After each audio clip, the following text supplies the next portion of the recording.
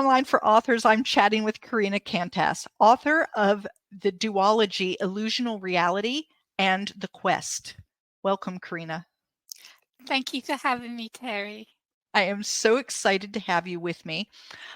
Before we get into the books, which I loved, I want you to give the readers like a quick understanding of what are they going to see when they open up the cover? Like, what are they going to find inside?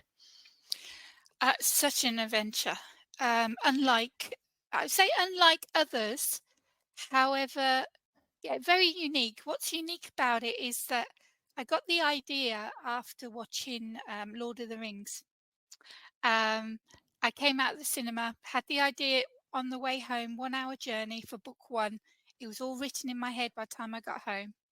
Second film came out, book two came out for The Quest. However, there is no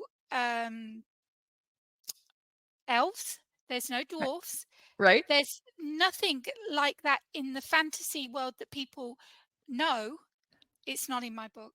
It's Right. all unique. And that's what makes it special. It is very unique. And I tell people, I very much like realistic. That's what I read, and I like historical fiction, and fantasy is not usually my genre. And if I can read a fantasy book and enjoy it and want to read more, then the author's done a great job. And you did a great job, because not only did I read book one, but then I went on to read book two because I had to know what else was happening. I felt the need. In fact, you left it in such a way that I almost feel like there could be a book three. Like you left it's not that I was left hanging, but there's enough open space that. So have you considered a book three? The synopsis has been written. There you go. It's never been, yes, I'm going to do a book three. Book three isn't needed. It's a duology. The It is. chapter's closed. It's finished. However, if I wanted to, I could do a book three quite easily. That's what I felt when I finished it. It wasn't like it left you hanging in any way. You could very easily be done, but Yeah. you left enough open room that it was like, yeah, more could happen here and it would be okay. Like, we could be okay with Oh, this if moving if forward. I did write book three, wow, you are in for such a surprise. So why fantasy, Karina? What is it about the fantasy genre that you say, this is what I want to write? It's what I love watching, love reading, love writing. It's because your imagination can go wild, and with fantasy, everything is real. Everything exists because it's fantasy. There are Right. no limits to your imagination. And so for you, you do something that I don't do well, which is world building. I'm not good at it. I don't know. I get caught up and it's like I don't know what I'm doing. And you don't seem to have that problem, because the world that you created was really quite interesting, but it wasn't so far-fetched that I didn't feel like it made some sense. Yeah, And yeah. I think that's sometimes what happens to me when I read fantasy, is if it gets so Goes too far. Yeah, far removed from what my reality is. yeah. I almost need like a touchstone that says, okay, I'm still me, and I could still, if I had to, I could be in this world. And what is cool about that, Exactly. right? What is cool about that is you start out on Earth. Yeah. And we've got Becky Jones. She's, living on Earth. All of a sudden she's being chased by men. They're trying to kill her. She has no idea what's going on. And she's swooped away, finds herself on another planet or another world, in another place, right? And she finds out that she's someone else, that she's not really A Becky whole Jones. lie, whole Right. life with the lie. Yeah, Right. And I yeah. think that for me, having that touchstone, here she is, what, Because she's past. you. She's you, the Yeah. reader. The reader Yes. is the one that's transported. The reader is the one saying, "Oh, no, no, no, you take me Right. home. I don't Right. belong here." I don't Because that's belong how here. you would really feel if that was you. Well, and I thought to myself that it's kind of fairy tale like, this idea of, you're one thing and you find out you're something else. But we all have that in us, Yeah. where we are one thing and we're also something else, to So some it's, degree or another. And I yeah, it's think we, ego of some sort as yeah. well. And don't we all, I think, maybe even have a little fantasy of our own of like waking up one day and finding out that like we're You just super won the wealthy, lottery, or or yeah. yeah, right? Like, like I thought the same thing. yeah, Yeah, it's always like money, isn't it? right, like money, or that you have a rich uncle who was a baron of something and they've left you a castle or something. I mean, don't we all have that like little bit of a Fantasy. daydream, Yeah, of right? course. Of Right. And course. so this book kind of like pulls you right into that. Yeah, I And wanted to keep, when you were saying about the world building, I wanted to yeah, keep it, like you said, realistic and simple. So for the first book, we only had two places, Tsinia and Senks.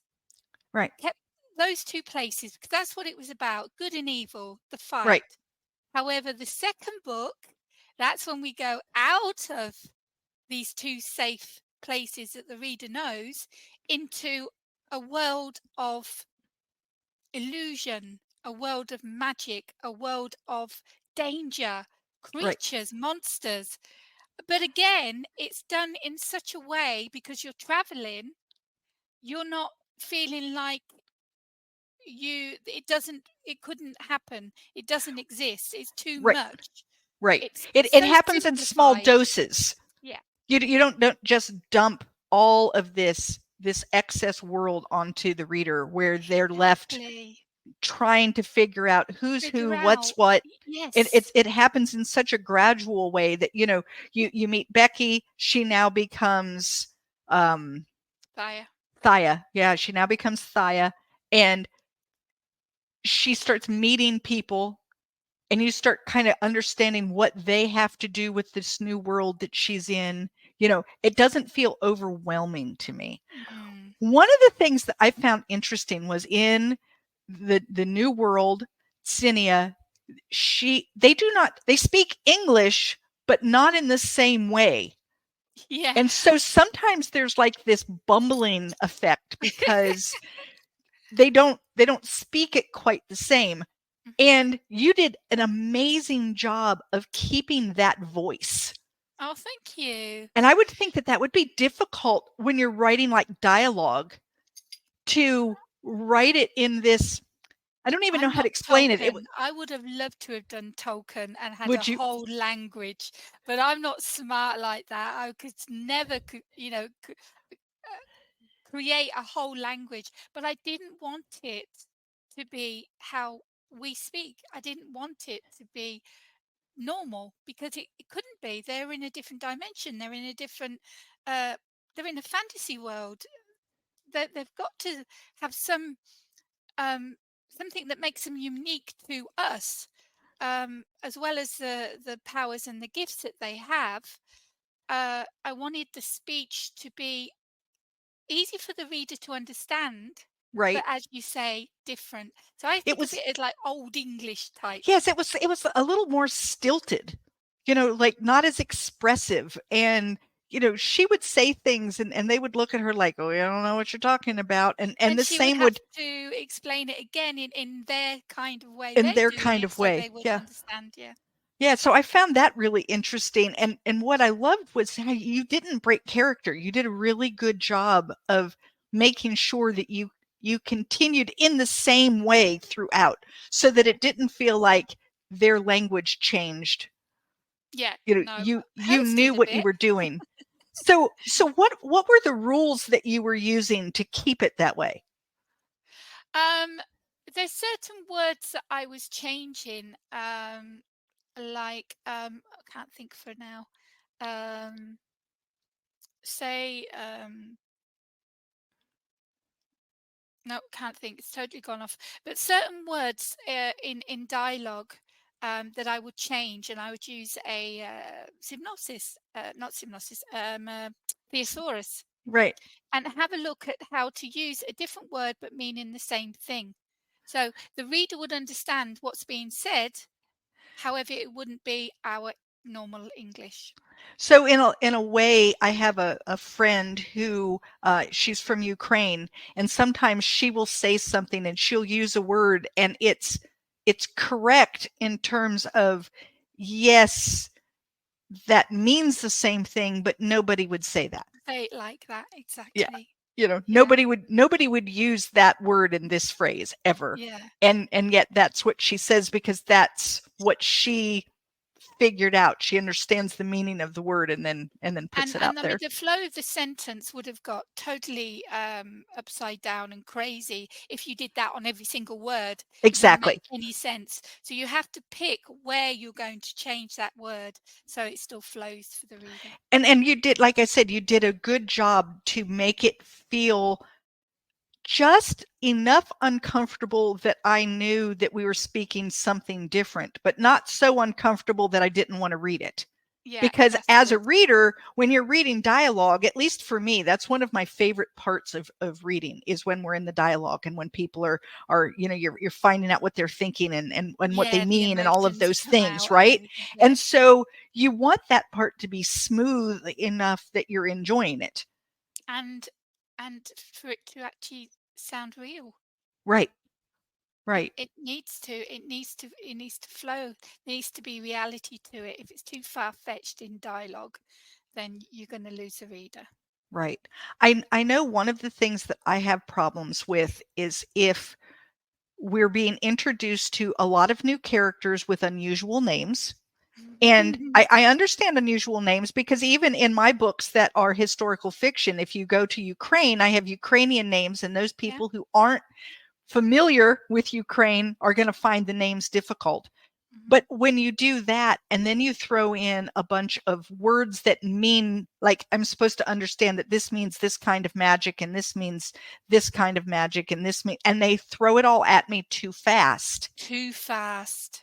Yeah. then I feel so lost that Hmm. I almost don't want to read anymore. Like I just feel overwhelmed. I'm exactly the same. This is why I write like I do. I write how I'd want somebody, how I'd want to read a book.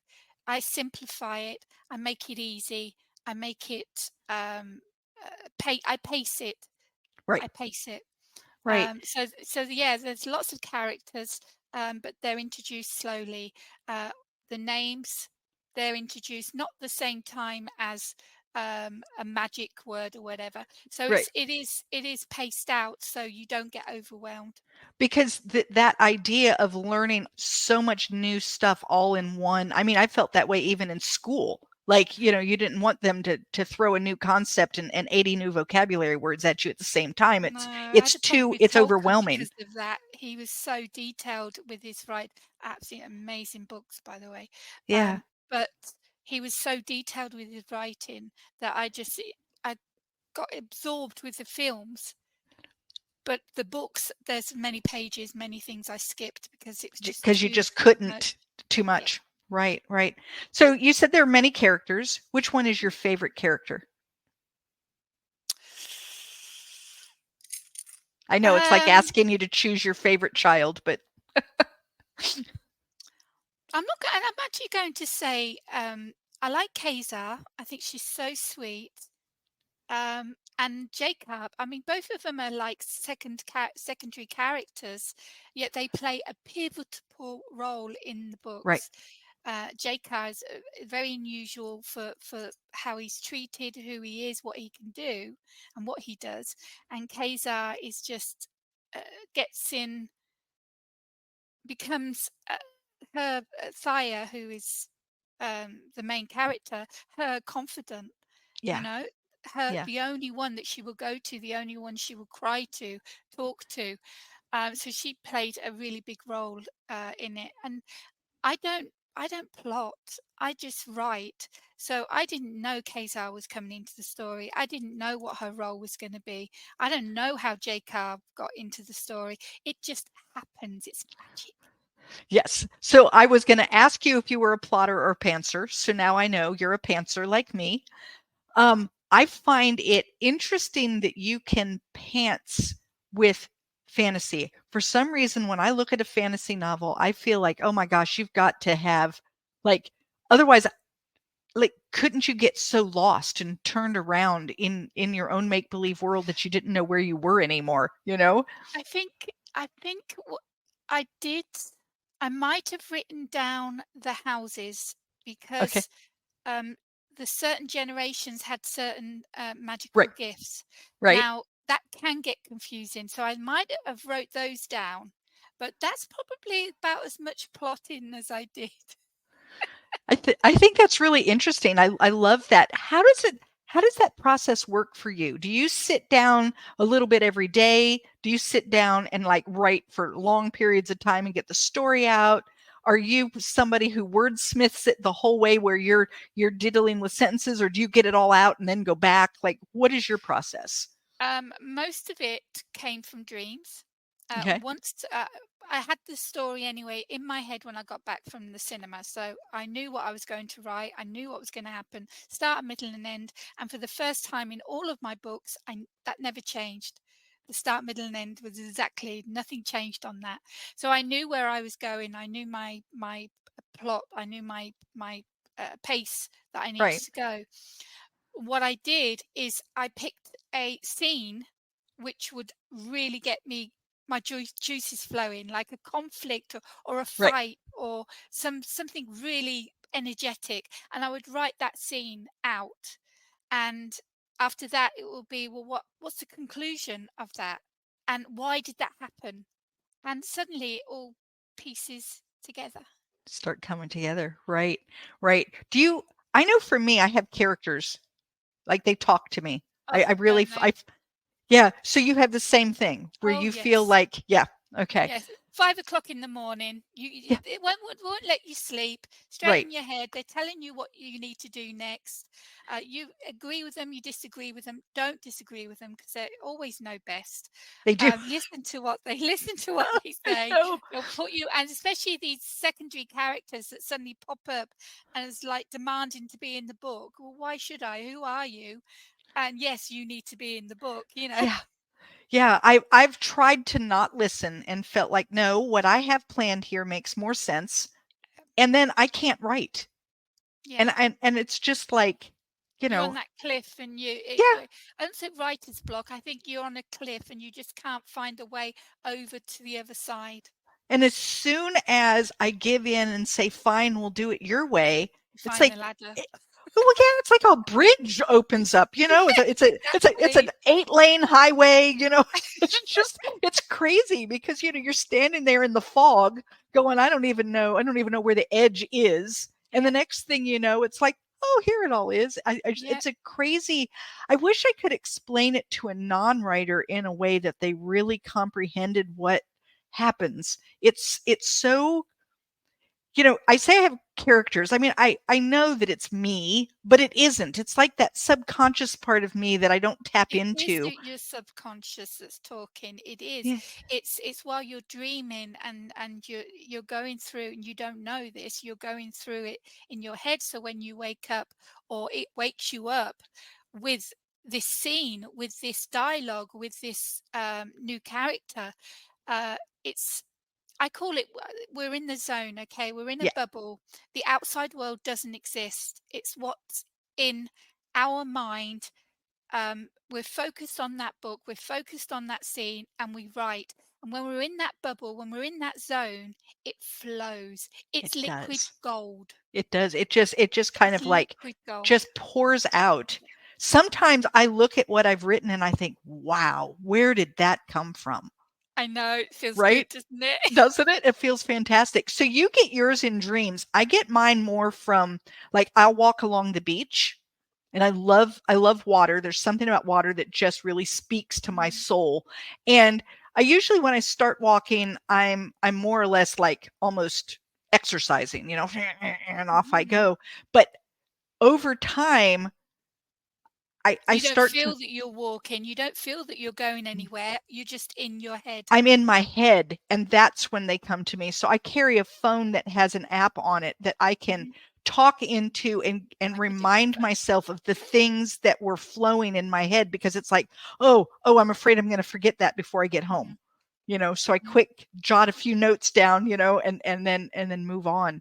Yeah, that's crazy. Have you ever had a character that you planned on being, relatively secondary in and out become more? In this book,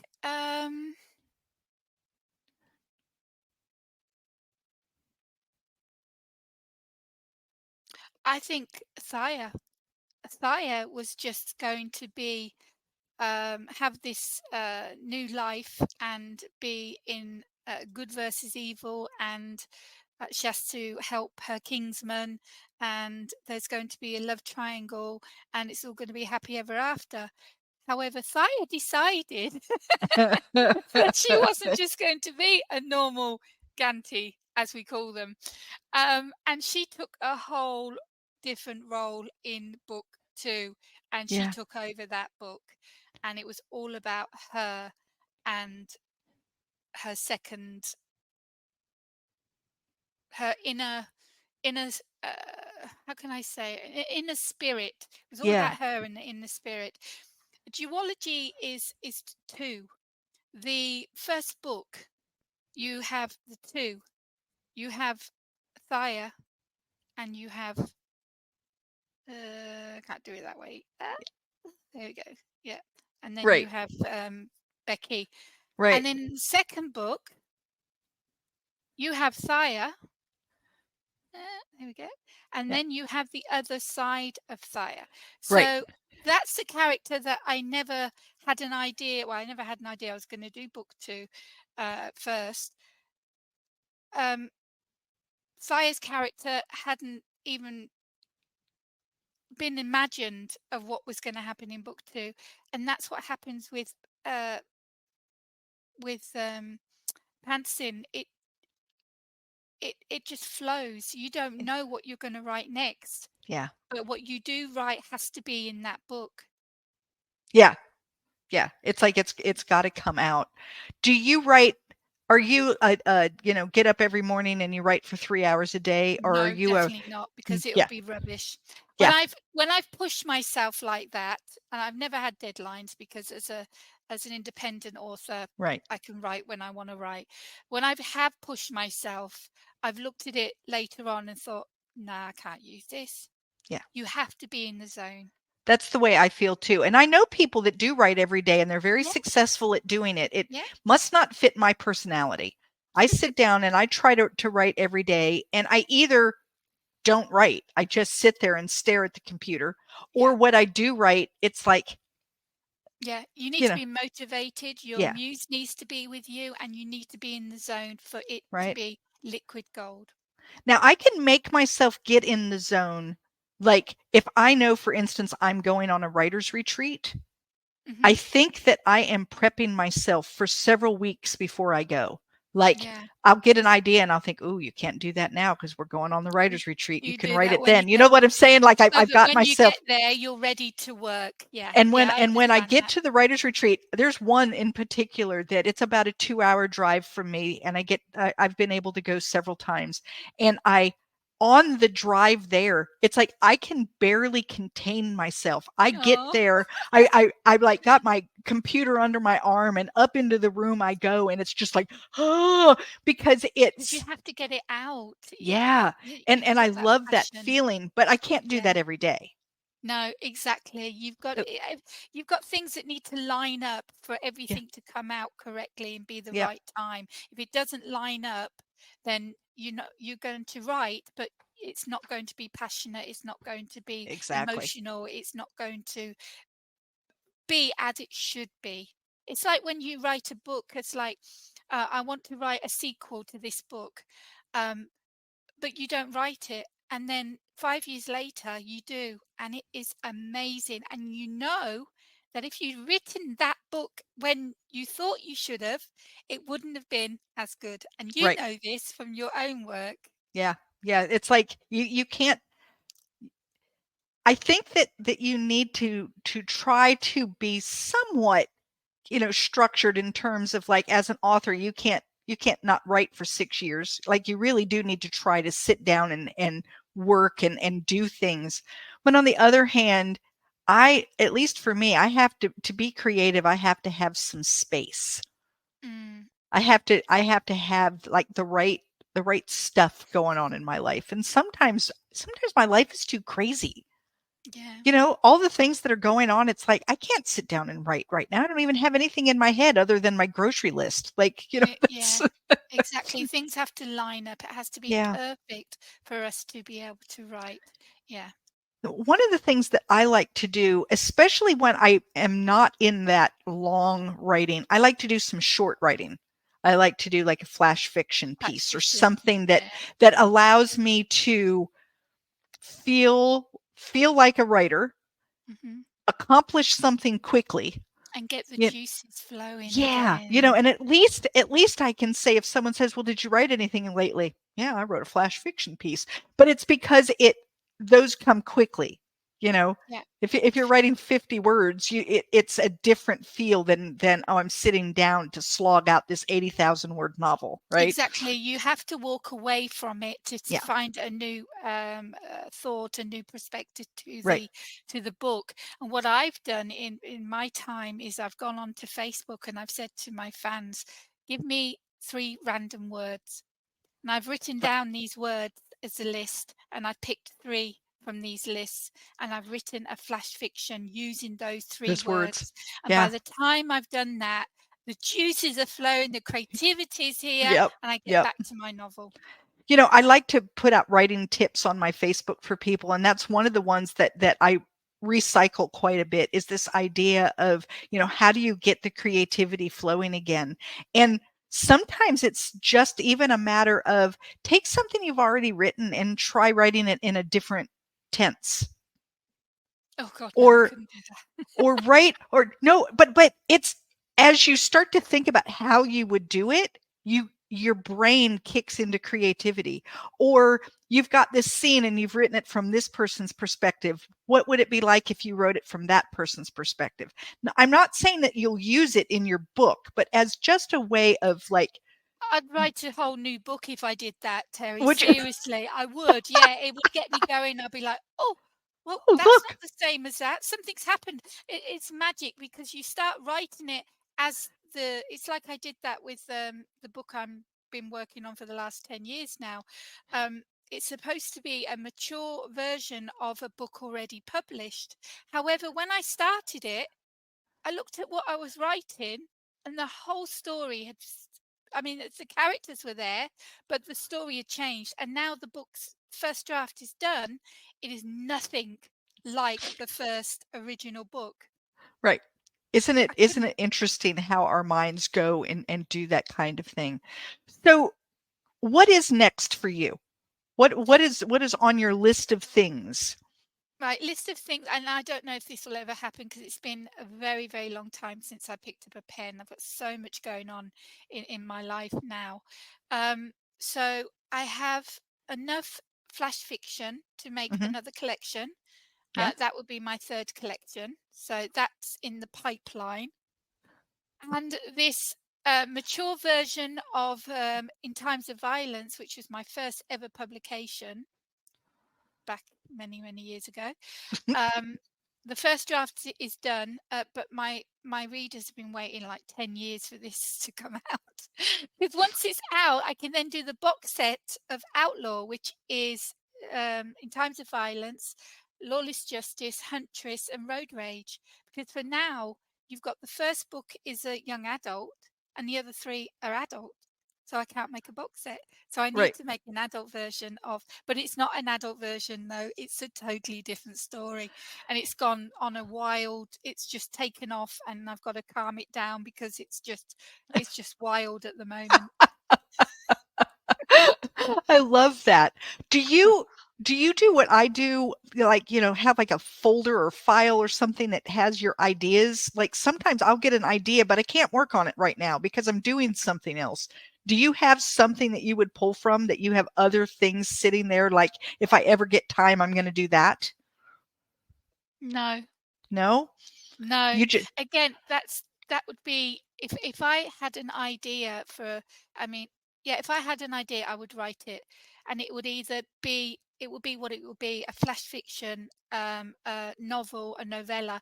You don't know until the story's finished how big it's going to be. You just start writing as a pantser.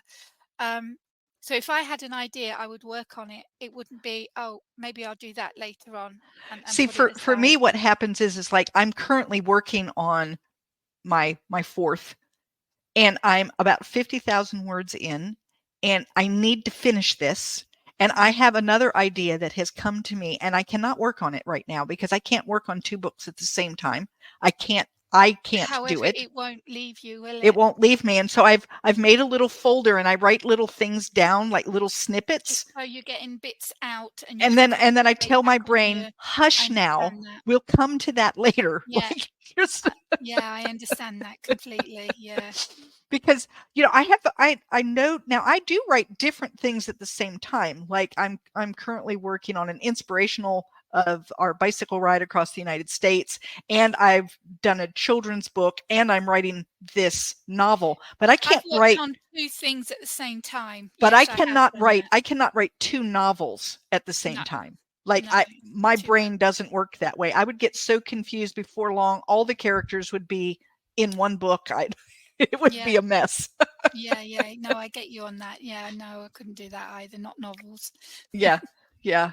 Um, all right. So, guys, if you want to continue this conversation, head on over to Novels and Latte Book Club. It's on Facebook, and I will have the link in the show notes. As a member of this amazing book community, you're going to have the opportunity to win a digital copy of the first of this duology, which is Illusional Reality, and you're going to love it. So definitely, head right on over to Novels and Latte. Karina, if people wanted to get in touch with you, talk with you about your books, your writing, things that you do to help authors, how do they do that? How do they get up with you? I'm all over social media. I don't have a pen name for any of my books, and I do write in many different genres, from young adult right up to erotica. Karina Kantas, you can find me on Facebook, on LinkedIn, on Twitter. It's not X. I still call it Twitter. X. I I always will. know. I know. I don't do Pinterest. I'm not really on TikTok, so mainly Facebook. And then I have Okay. my website here, authораssistbykk.com, for those that want to write a book. Have we enticed you yet? It's amazing. It's fantastic. Everyone should write a book. If you want to write a book, get in touch. If you've written a book and you're stuck, get in touch. And if you've got a book published but it's not selling, get in touch. Get in touch. Yeah. Karina's fantastic about that. We met when I wrote my first book, and we've been buddies ever since. And I was super excited to get the chance to read your books. I Nice to truly be on the other side. Yeah, yeah, most yeah. definitely. But we flipped the script for a little while. All right. Well, thank you so much for being on, Karina. I've had a wonderful time talking with you. It's been a pleasure. Thank you, Terry. Thank you for listening to Online for Authors, where I, Terry M. Brown, author of character driven fiction and host of the podcast, introduce readers to characters they'd love to invite to lunch. Tune in next Tuesday for another podcast episode.